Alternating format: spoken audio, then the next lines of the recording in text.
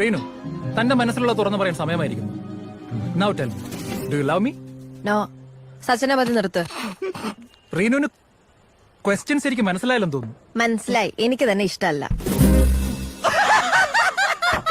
ഓ, ഞാനൊന്ന് വഴക്ക് പറഞ്ഞതിലുള്ള പരിഭവം. എന്നെ ഇഷ്ടമാണെന്ന് നിന്നെ തുറന്നങ്ങ് സമ്മതിച്ചേക്കും മേഡം. ആദ്യം എന്താ തലയ്ക്ക് സുഖമില്ലേ? റീനു, JKD നിർത്ത ആൾക്കാർ ശ്രദ്ധിക്കുന്നു. പണ്ടൊരു ജേക്ക് എടോ, എനിക്ക് തന്നെ ഇഷ്ടമല്ല, അത്ര തന്നെ. Any reason? ഒരു 100 റീസൺ തരാം.